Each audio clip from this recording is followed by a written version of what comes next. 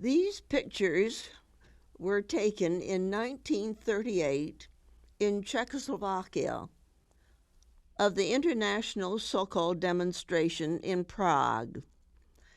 This demonstration took place every 5 years when Sokols from every country convened in Prague for a mass demonstration of the gymnastic exercises of both men and women, which were instituted when the Czechs were under the Austro-Hungarian Empire. To maintain their fitness and national spirit, the Sokol organization and exercises were kept alive wherever Czechs were living. In these pictures, 35,000 people performed with only music and a few chalk marks on the ground to guide them. They represented many countries, but performed as a unit and filled and emptied the field with amazing perfection. Every Czech community had a Sokol hall and practiced from a manual which was written by one man with great precision. Each group was so perfectly trained that when they joined others on the field, they performed like one unit in a most polished manner. Each number used a different form of entrance and exit from the field, which made an interesting contrast and a new design. The movements of the entire group produce a very interesting and beautiful kaleidoscopic effect of light and dark. We have this effect because I was sitting up very high in the grandstand so that I could look down on the whole group and see this dramatic effect. From the ground level, this would not show. One group not shown here was from America. It was small but excellent, performing by themselves. When the couples left the field, people ran from the grandstand and formed an aisle for them to walk off the field. Also, the American flag was raised next to the box occupied by President Beneš. The whole thing was to indicate the gratitude the Czechs felt toward America for helping to found their new country. It was very touching to see. At first, I could not understand why people were leaving their seats and running to the field, but the depth of their emotion was soon apparent, and I shall never forget their gesture to us as Americans. I regret that I have no picture of this particular performance.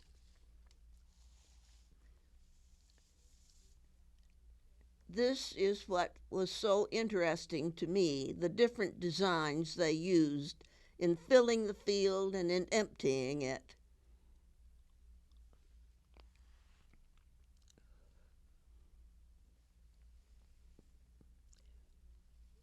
Each one makes different patterns, and in doing this, it adds so much to the interest of the whole performance and gives great variation.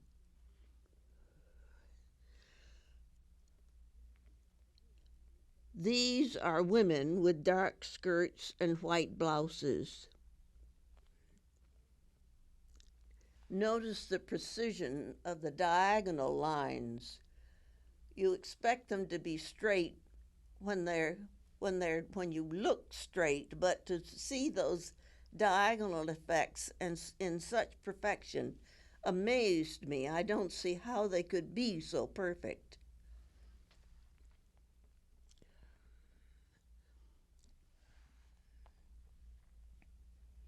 Now I decided to try a wide-angle lens to see if they couldn't come closer, and it has that effect, but you get a different view of the whole field.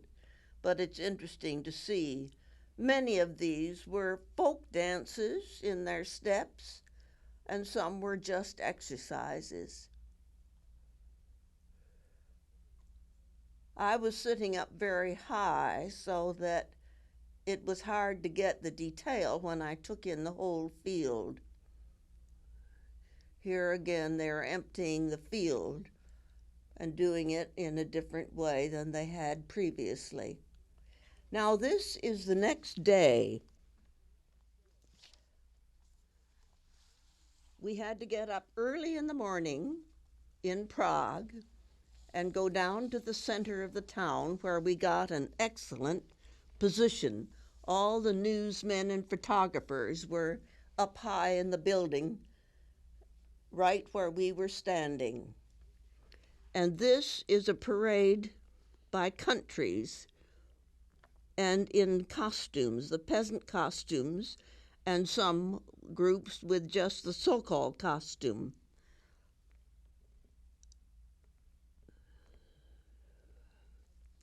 Hitler had tried to prevent this entire demonstration, but he did not succeed.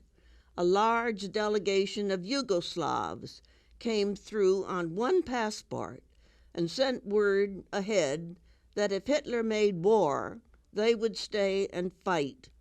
So the feeling as they passed in the parade was tremendous. As they rounded the corner, such a roar went up in greeting as I had never heard before. The costumes were more elaborate than any I had ever seen. I was able to get these parade pictures because the storekeeper behind us provided a two-step piece which lifted me above the crowd. Everyone was extremely kind to me. There were 1 million guests in Prague that day. After the parade, the participants walked around in their costumes, and I was able to see the details and embroideries, which were most beautiful. Usually, when there was such emotion displayed, there were Yugoslavs, and that was what was so exciting to all the people. Now we have left Prague and flown to Pišťany, which is an ancient spa formerly in Hungary, but on land that was taken to form Czechoslovakia. Its history goes back to Roman times, and people come from all over Europe to take the baths. Both hotels and baths are owned by a Hungarian family today. They built a bridge over the river with a wall running lengthwise in the center for protection from wind. Guests ride to the baths in enclosed two-wheeled carts pulled by peasants over this bridge, as you can see in these pictures. It was a charming sight. The town is very old, and they have dug up many Roman artifacts from the soil, which we saw in a museum there. On Sunday, a trip by car was provided to the church in the town of Cracovany, where I could see the peasants in costume leaving the church after the service. It was a very interesting sight, as all of the women and children were in costume. The young girls had bright-colored costumes with colored ribbons in their hair. Married women wore colored headdresses, and the old women, those past 40 years of age, wore black and white costumes. Many people wore boots.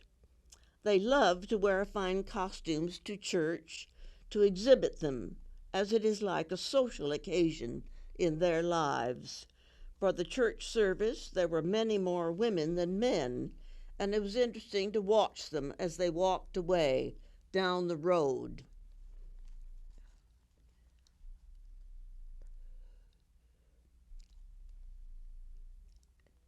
This young girl in the background said she would model her costume for me.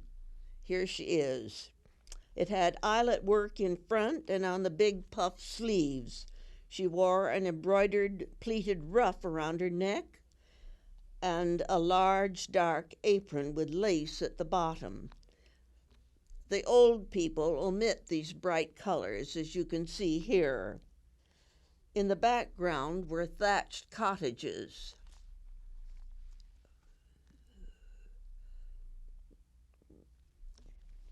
These were young girls with their ribbons in their hair blowing in the wind. There are the thatched roofs on the cottages. It was a very picturesque scene. Elma Pratt, an artist herself, organized the International School of Art to take groups of artists into 6 different countries of Europe to study their peasant art. Count Najibatanya represents one of the oldest and finest families of the aristocracy of Hungary. He was an artist by profession and in charge of the group artwork, being a prolific artist himself and highly educated. He often lectured to us on the history, art, and social life of Hungary. He added much gaiety to our lives. It was in 1939, the year following our trip, that Miss Florence Dibble Bartlett of Chicago joined Elma Pratt's group on her trip to Bulgaria and Romania, where she collected costumes for the Museum of Folk Art she planned to build in Santa Fe, New Mexico. Now we have left Czechoslovakia and are in Hungary. This is a monthly market. I have joined a group of artists who are sketching the costumes, or studying the peasant costumes. Here are all these wagons. Those are mostly gypsies who are always found in these marketplaces. We were warned to watch our purses because they were always present. Now these are peasant women who have come. All these little booths along the side have materials and things which the peasants buy, and they make their costumes at home from what they get in the markets. And horses are bought and sold here. You always see some of them. There will be a booth full of slippers or of stockings, which are hand knitted. These are 2 young girls who are not married, no headdress here, but their shoes are velvet with colored embroideries on and high heels and scalloped on the top and laced up with cerise ribbons. And this costume is very elaborate, but it's like their mother's, and they always carry this handkerchief by the inside corner. They never use it. It's just a part of the costume, which they carry in their hands. You see the young girl has one there at her waist.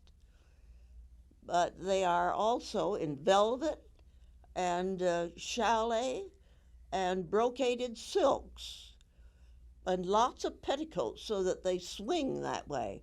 Now these are the men, and they have embroidered shirts on and sometimes embroidery on their vests too. And that one has that's a dried grass they call orphan's hair grass. It looks like a piece of ostrich feather. Now here's a married woman with her young daughter, and notice the curls in the little girl's hair. They soak it in sugar water and then set it, and it stays in a marcel. Now Sunday morning we drove to Namity in plenty of time to watch the people come to church, because they all wear their finery to show it off to their friends, and they gather and gossip and talk about all the things that have happened. It's like a social occasion in their lives. So we went early to watch it all come together. This was a group of little girls. You see that strange headdress? We couldn't get over it, all braided in the middle, and then a piece of material tied around to hold it in place, and something on the top, and I had that ribbon at the back of the neck, and beads and embroidery, everything they can pile on to add to the elegant look. But all the costumes indicated the age, and here were these 4 little men. We couldn't get over them. They were so cute. But they're not children, they're just replicas of the older people and the way they dress.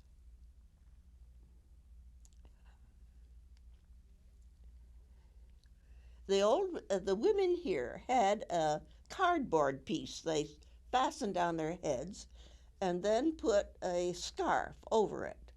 That's what gives them that high look on their heads. There's one of our group doing the sketching of the costumes.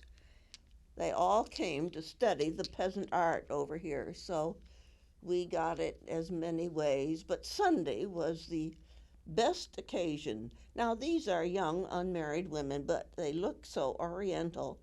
All the threads of the embroidery and those coins around their necks and the silver wire in their hair.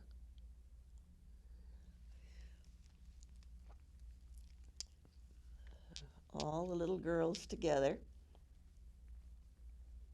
I think they thought they were still pictures. They had to stand very still while they were being taken.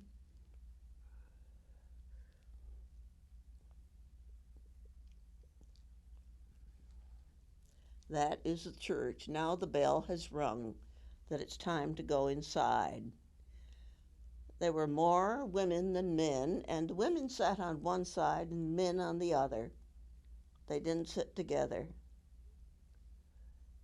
We went up in the balcony, and some of the people were sketching from the balcony as we sat through the service.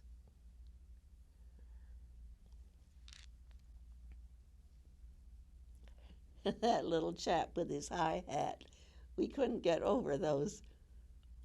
Now he takes it off to go into church. Now they're coming out afterward. The service is over. It was a very colorful sight to see them.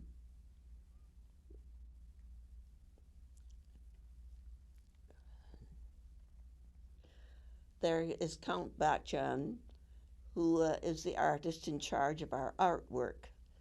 Here is a young, eligible bachelor. That's his costume.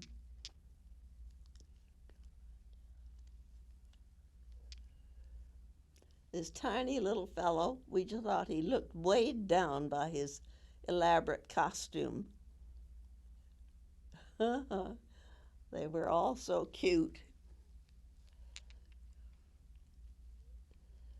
Now, this is a very elaborate well, one that is deep enough to have a rope with a bucket that you could put very deep. It's not the ordinary well that you see. I have pictures later on where you'll see that. So this is really very elegant by comparison. But of course, none of their houses have any water. They have to bring everything from the well. Now they're all together dancing the czardas. And here are two very elaborate dresses. The one on the left is velvet, brocade, and sequins on it, and metal threads in the embroidery. Very elaborate. Now this is the village of Erschik Bad Kert. It took some time to learn all these names. This is a working costume. You see the lovely soft colors. And this is a nobleman's carriage, horses, and driver. That driver has silver buttons down his front, and in his hat he has an ostrich feather and some flowers and a ribbon. There is obviously an estate nearby owned by some nobleman, and that is why this carriage with the driver was present. Now, this is a view from the street. Their houses go back in more than one section, and they do their work. Now, this, I have to show you, is the working costume. The colors are so soft, we thought they were very beautiful. That's the way they look when they work in the fields or do anything outside. This woman is flailing beans. And so Life is not always easy for women here, as you can see. Their farming takes much hard work. And here at the back of the house is flax stacked up to dry for their weaving.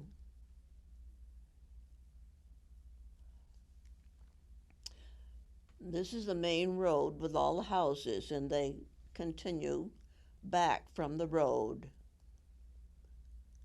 Everything is carried on the back. It's very convenient. Now, this is the kind of well I referred to. This is the ordinary well. They're shallow, but it's what most of the peasants use. Notice the thing between the two pillars. It is made of wheat, and I'll tell you later on when that is made and what it's for. Here is wool put out to dry, and on that wire is a leather coat with embroidery. This is the village of Urhalom. Now we see this man coming down the street with his oxen. His divided skirt was always interesting, the way the men were arranged. They looked like women, but they were divided. Now, this is an old style of house with the thatched roofs and very small windows.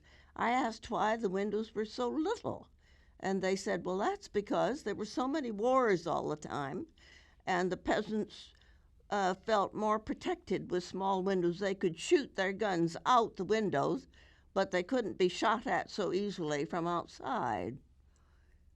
They're very charming, those old ones. Now, of course, they're getting to a different type of roofing there. That, I think, is a beautiful one. I love it when they get scalloped looks on the edge. Now, this is a kind of a portico that forms a kind of porch on the houses, and this was a village that had almost oriental-looking costumes. We'll see some in a few minutes up close, but they were silk. There, this girl, she had a fringe hanging down from her hat, and it was silk, and she had an apron that was all cross-stitch embroidery. Now, this is a bride of that same village, and she put on her costume so we could see what her bridal costume looked like. It's quite long, with many petticoats. We'll get a better view of it later on with a color film, but she was just doing things to make a little action in the picture for us.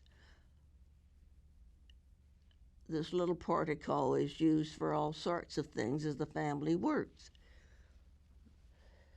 Now, here she is in color in her costume. That's all cross-stitch in her apron, and all those exquisite-looking flowers and things on her headdress hanging down.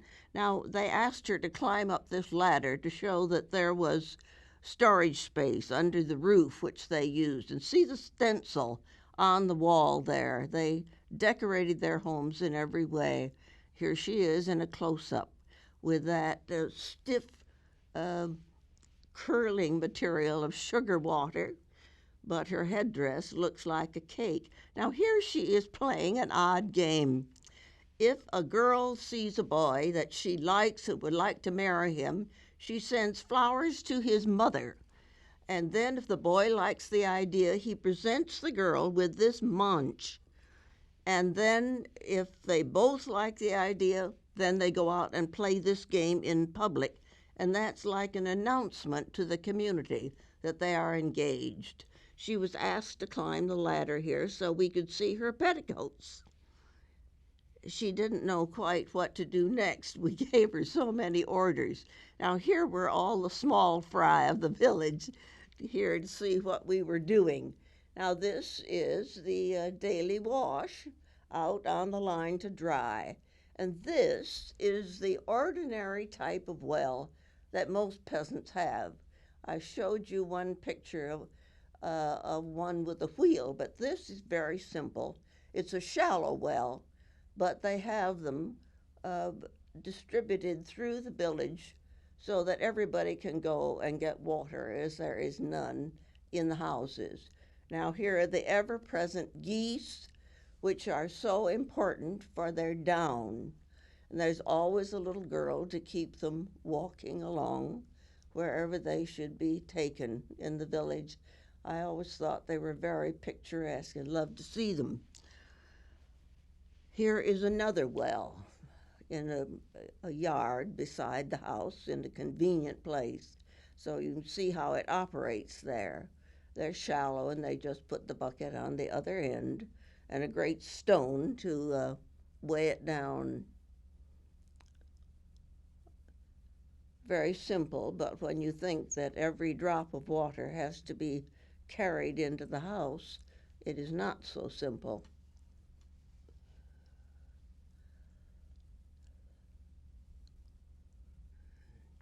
Here is the village of Holokur.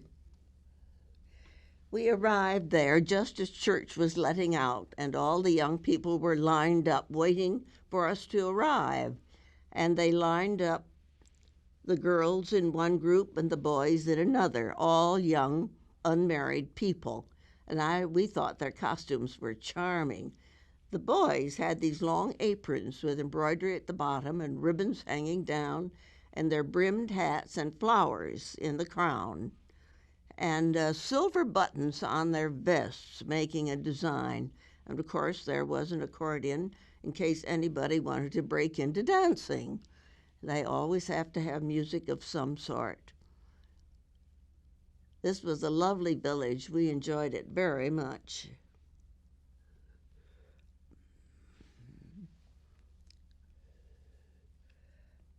They were always so welcoming to us. It was great fun to go on Sunday because, of course, they were not busy working. The part of the house that was farthest back from the road was for the animals. Sometimes there were pigs and chickens and various things that were kept back there. Here is a very young woman with her first baby. We thought that was very cute. And here some of the girls got together to show off their costumes. And you can see how many petticoats they're wearing there, all ruffled and with the boots. It made a very picturesque scene. We asked them to put the boot up so we could get a good view of it. So they decided they'd try to pull it off just for the sake of a picture. But they were very obliging. And in this costume, they braided ribbon into their natural braids, which made it very long. You can see here, but it's all part of the decoration. It hangs down in the back. And if you're standing too near and get those skirts slapped against you, it almost knocks you over. They are so heavy and start so stiffly, all those petticoats. There was somebody making a little music, so they don't need much of an invitation to break into the chardash, which is their favorite dance. Here is another scene of the road and the ever-present geese. The geese are very important in their lives. The old people pluck them for the down. Now here is the family tree for their mugs. Each one has a separate mug to go to the well and get a drink.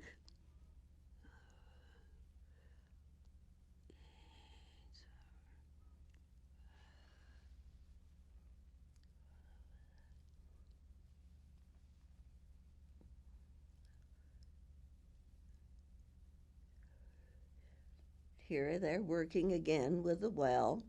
This is a little different kind where they have to turn the crank.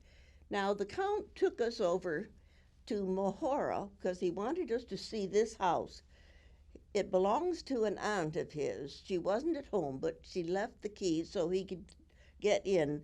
It is Turkish architecture from the 18th century when the Turks were here and owned this territory. And in the house were 4 sunken baths because the Pasha who owned the house had 4 wives. Now we've come to the village of Najibatanya to see this elaborate headdress.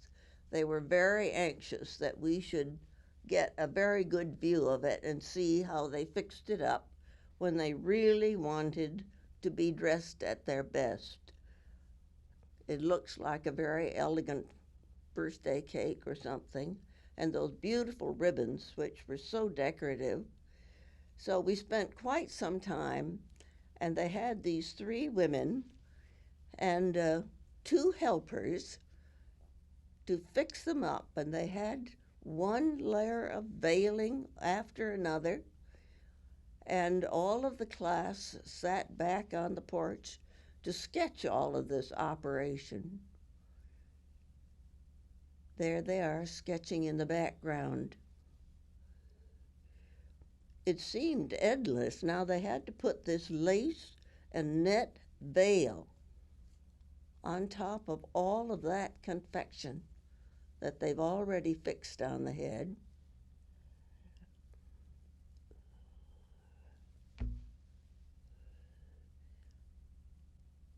It seemed to us just endless, and we wondered how they could operate with so much on their heads.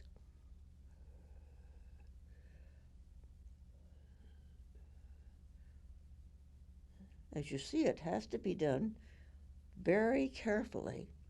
Otherwise, you can't go out on the street if your headdress isn't fixed just perfectly.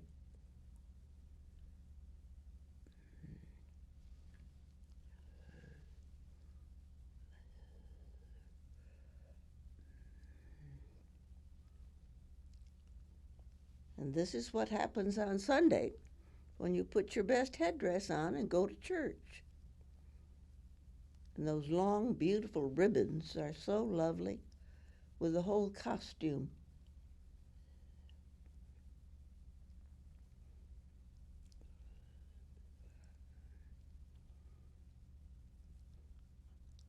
I think now it's all perfect. Everything has been arranged as it should be. There was the class. Well, this was a market at the town of Pécs, a very busy place.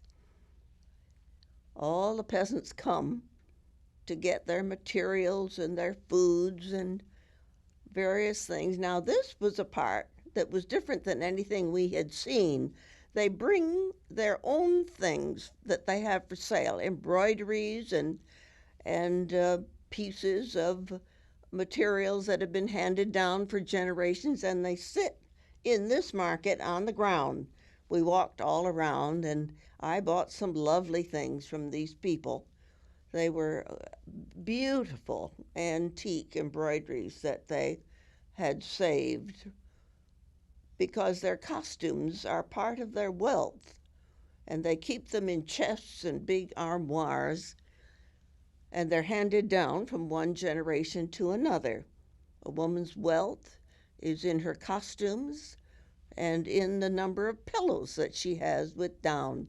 We were interested in this cockatoo on the pole that was for sale. Now, here were the gypsies, as usual. They are always present at markets. This man had toys on sticks he was selling. And here were some more. They had many ways of displaying them. It was a very busy day. It was a monthly market, and everyone came out. This woman was making sausages, and they certainly smelled good. Everybody had to stand around and watch the operation, and of course they were as much interested in my camera as they were in what the woman was making.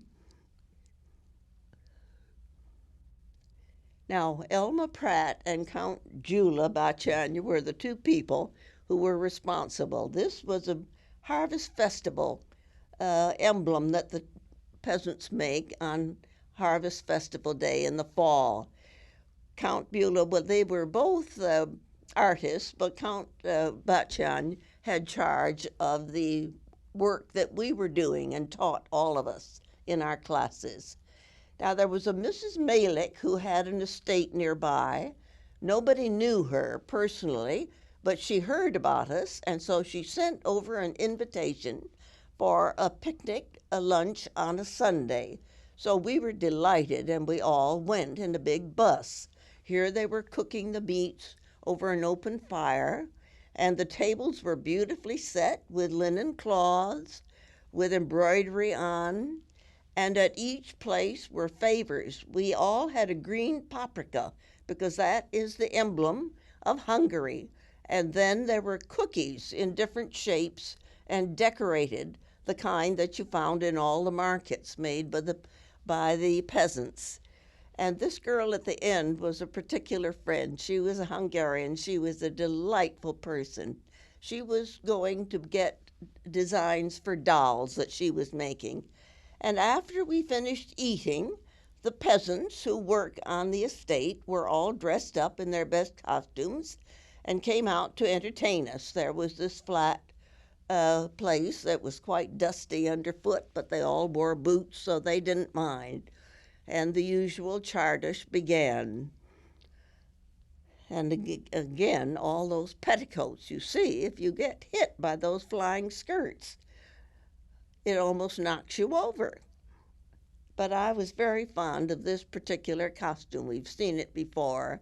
And here the beautiful French ribbons are woven into the braids in the back, and it's very lovely to look at.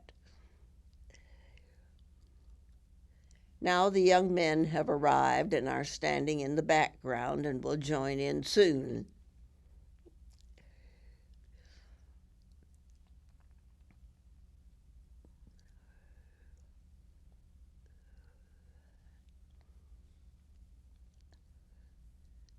It was a very gay way to entertain us. We always enjoyed watching them do the chardish. I tried to learn the steps, but it was just too elaborate for me. I never did get it into my mind. But the music was very gay, and this was the orchestra, two violinists, and I think there was a woodwind. Yes, he's standing in the back.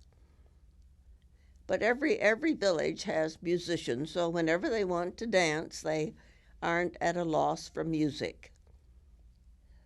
Mrs. Malik was very lovely and so hospitable to all of us, and she wanted us to see everything.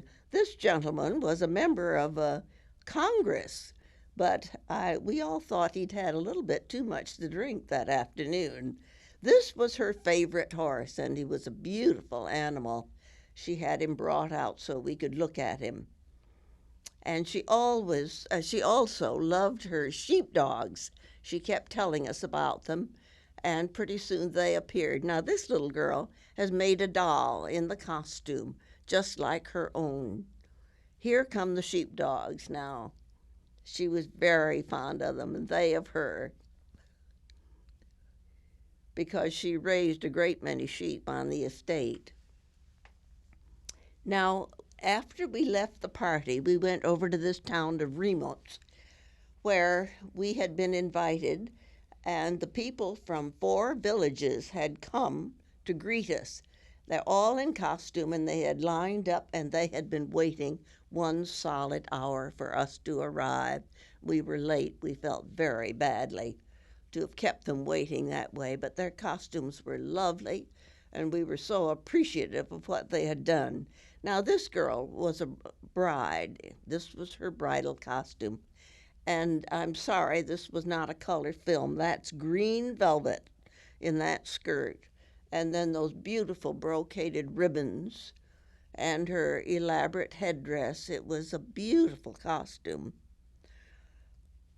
And all of these young, eligible men with their silver buttons on. It made a lovely sight to see them all waiting. Now, we were told that this week, on this particular day, there was a pilgrimage, and it was something that happened once a year. It was a religious procession, and peasants came from all over the countryside to be present there, and that we must not miss it. So we gave up the plan we had and went over to see this pilgrimage. There was a big market on the outside, but when the pilgrimage began, the people arrived, the market closed and didn't open till after it was over. And they seemed to be separated, the men from the women. And they came with banners from the particular village or area where they lived. And then these things that they were holding up were all decorated, especially. And they carried those. They were very interesting to look at the different ones. Now look at this little girl. She has cookie rosaries from the market around her neck.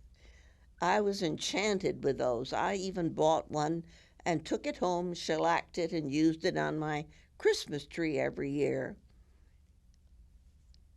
Now these are nuns, the ones with the white headdresses.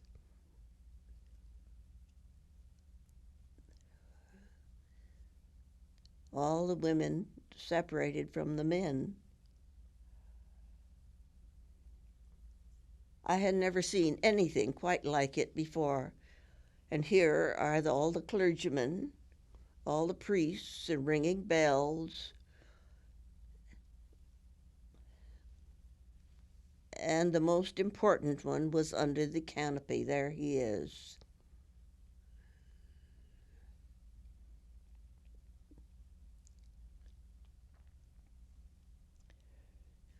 They had come for miles and miles around. And see those canes, they were sold in the market for people that had trouble walking. They were all decorated in colors and designs. Here are some more.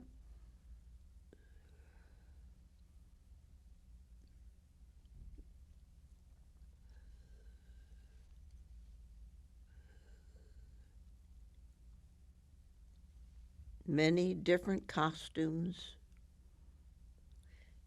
Now this was a very interesting costume that we saw at a church that day.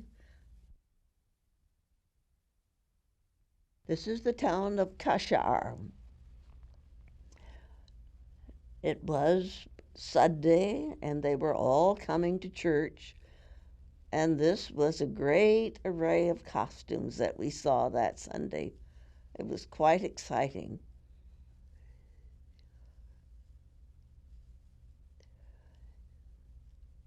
All very busy.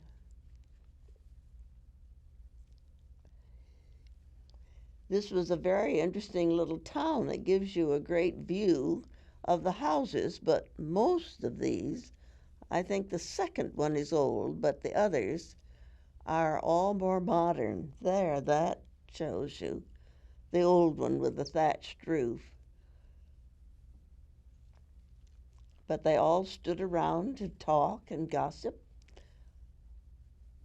after the church service. Sunday is a great day for social gatherings. There, that little house I just love.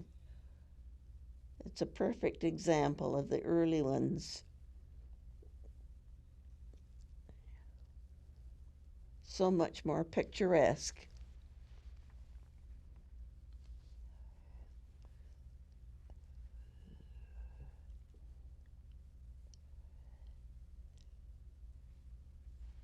There seem to be more people moving about in the town than I usually see on Sunday because there are more houses here. There go the geese. The old women are the ones that pick the down from the geese, and a woman's wealth is shown by the number of pillows she has. If she has enough pillows so that they go from the bed to the ceiling, she's a very rich woman.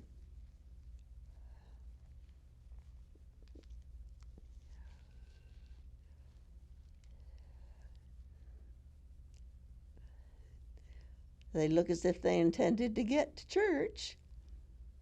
These lovely headdresses that looked like a decorated cake. These are the young girls again. I love the way their skirts swing with the petticoats underneath.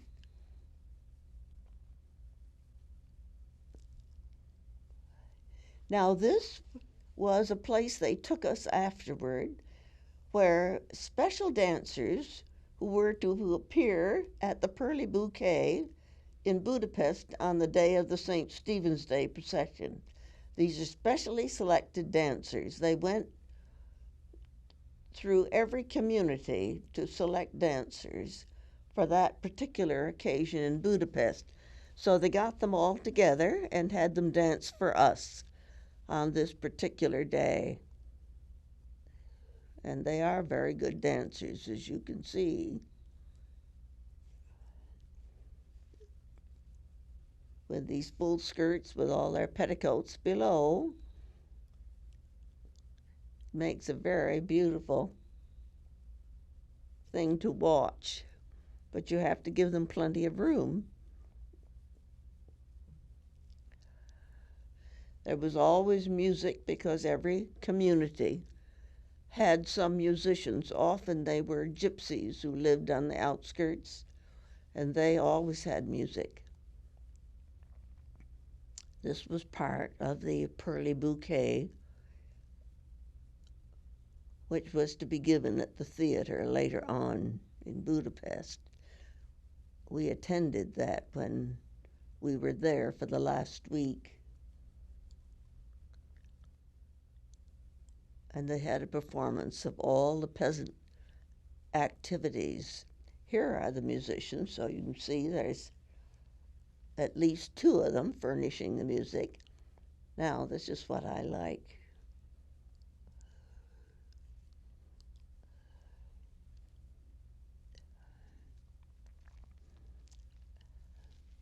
This was a very special place they had brought us so we could see these things. This was the coachman belonging to the band who owned this property.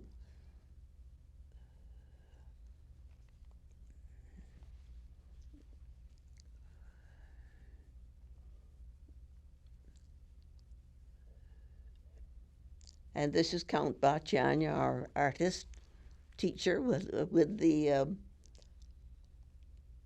coachman there. You can see the silver buttons on the coachman's front. Later on, the man who had hired him brought out the little cart with horses that he used and took us all for rides, a few at a time. It was very exciting to ride with such a coachman. Now we're in the town of Bujark. We found many lovely places that Sunday, but this is a different costume. You see the stripes run around the legs, and the skirts are a bell-shaped, and they're very finely pleated with a little ruching at the bottom to emphasize the swing of the skirt. When there were many of them together, it was very interesting to see how differently that gives you a good view of the bell shape with lots of stiff petticoats underneath, and they're quite short too. And ribbons into the braid, all very decorative. But this was a change from the costumes we'd been seeing.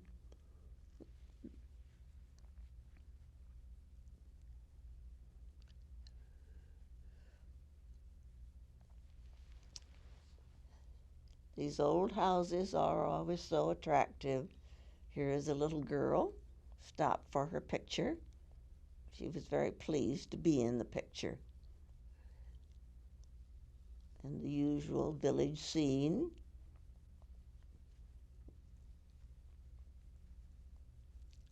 And the ever-present geese.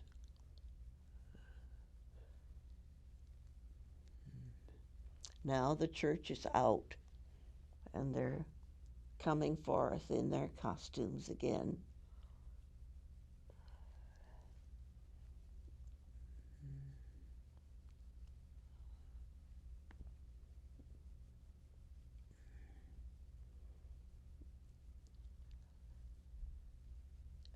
This was quite a different costume than others that we had seen, so it interested me very much.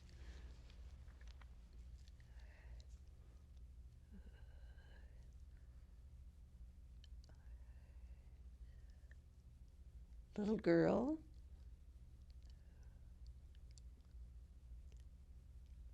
Then they had this, well, I believe it was on the edge, some artist that they knew had made it.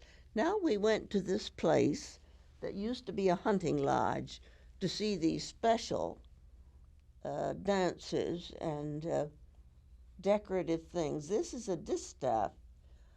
Uh, it isn't a dance because they don't move, but they're making thread from their distaffs there and singing a special song. This was put on for our benefit. And this, here the men are doing a sword dance, those crossed swords on the ground. As I said, this used to be a hunting lodge. You can see the deer on the wall in the background, which is an indication of what it was.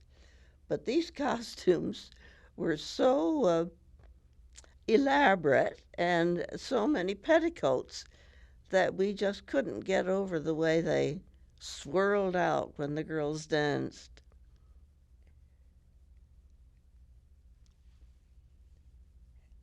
And so many of them wore boots here. That was attractive too.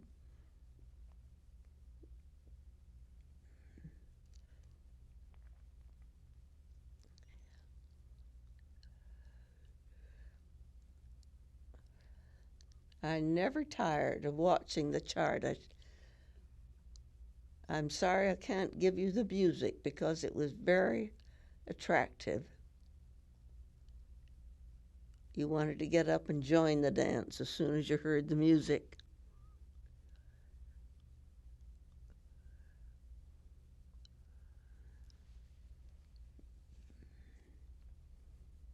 Now, these headdresses were different. First of all, there is all of that mass of beads cover up the neck.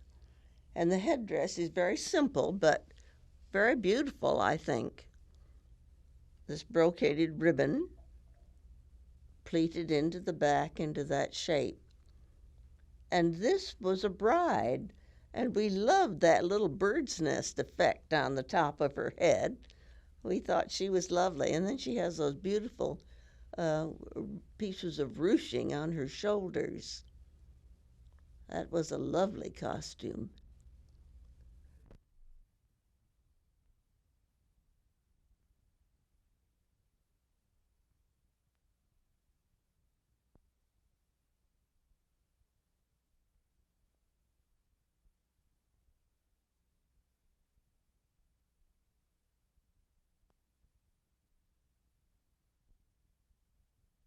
This is the village of Shiawagard. Here they had a most extraordinary costume. I think it was the most elaborate one we saw everywhere. So all the artists were avidly taking it down on paper. I hardly know where to begin to describe this costume. The skirt was pleated for one thing. We hadn't seen that before. And the blouses had this long peplum with embroidery on the bottom that made a zigzag pattern. And then their bodice was just filled with things. Now, as they come close, you can see embroidery. And then they had all of these beads and things around their necks. And look at the headdress, all these little fine braids put over a form on their head. And with ribbons and beads and everything around the neck. It was extraordinary. And they had wool stockings that had cross-stitch designs on them. We had not seen that. Here is the count with a little girl who wanted her picture taken. All adds to the fun. Now, these girls in white were going to be confirmed in church, and this was their special costume. You may see a number of these as we go through. this little tot had to have a picture taken. And that blue apron, that's a simple outfit, but very colorful. The baby looked almost lost under that headdress. And look at the stockings, like her mama's, with all the cross-stitch coloring in it. Now, these men had this divided skirt effect, and that grass in their hats was called orphan's hair grass. It looked like ostrich feathers. Now, here is the chartist. They had a wonderful group here. This group went to Budapest later on for the Pearly Bouquet performance at the theater. But we were very much taken with the way they performed their dance here.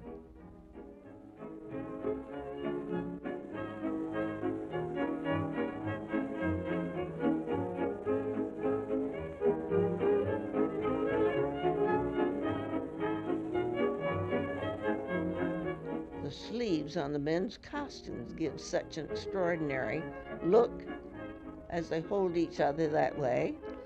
And then the men's divided skirts swing out along with the girls, which gives a new element to it. Those long peplums are so different.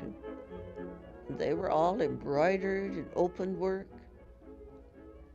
very elaborate.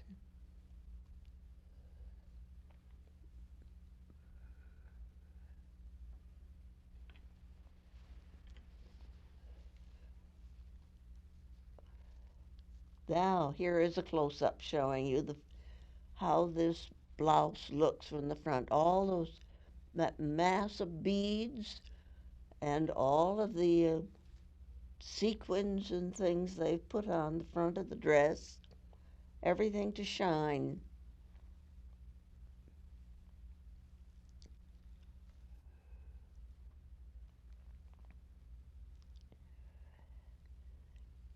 We thought this was really the most extraordinary costume we had seen anywhere.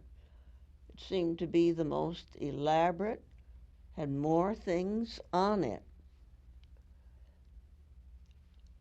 But these dancers were excellent.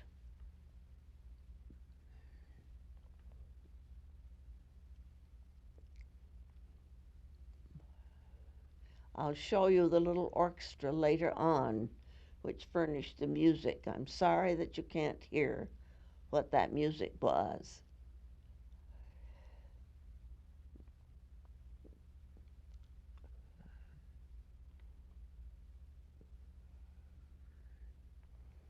There's something of interest.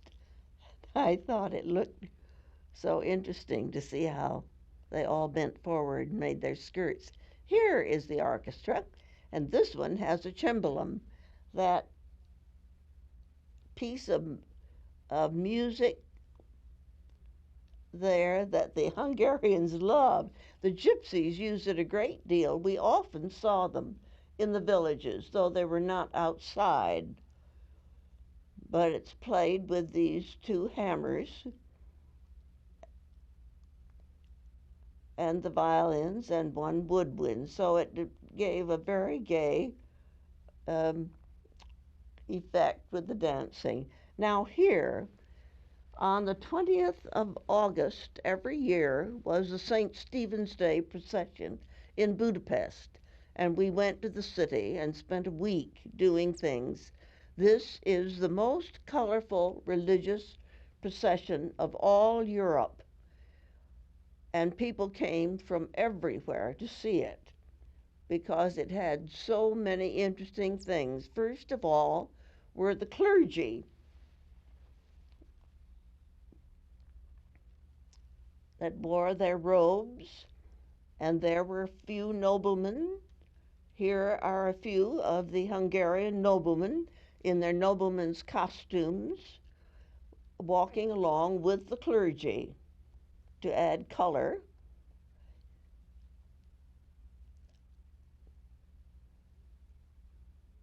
And here is St. Stephen's hand. St. Stephen was their first king in the year 1000, and it was he who Christianized the country and made everybody adopt the Christian religion. So they keep his hand as a relic in the cathedral. Now here are some of the noblemen. You can see those special costumes, very rich looking. Those are noblemen walking along. And on horseback are palace guards. Now this man here standing by himself is Admiral Horthy, who was the head of the government at that time before the war. They didn't have a king, but he was the head and lived in the palace. And here are the noblemen in their costumes, very rich materials, velvets, furs, wonderful jeweled buttons on them. Each nobleman had a special costume for his family, and they were all their court costumes also. They were worn at court. But it always took place in this manner, that they walked together in the parade. That was one thing that made it such a rich procession.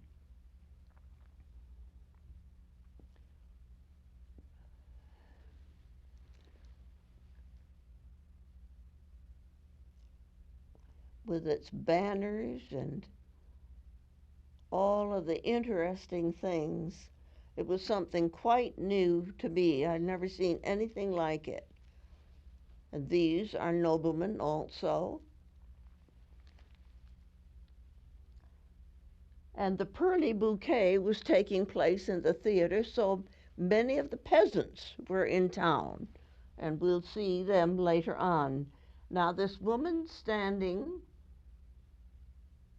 with the man ahead of her, those two, the man was the one who designed the pearly bouquet, and this woman, Clara Shindai, was the one who started the Pantlica studio.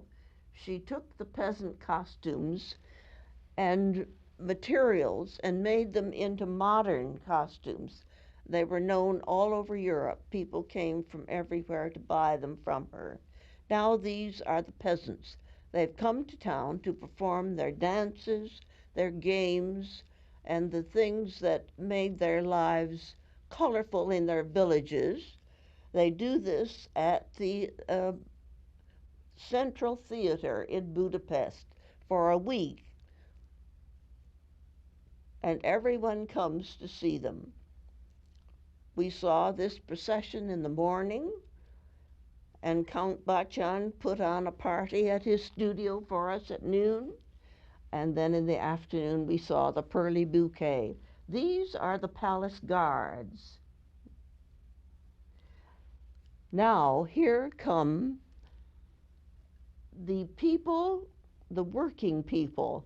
This is a remnant of the days when the guilds marched in this procession, and each group has something to indicate what it is they make.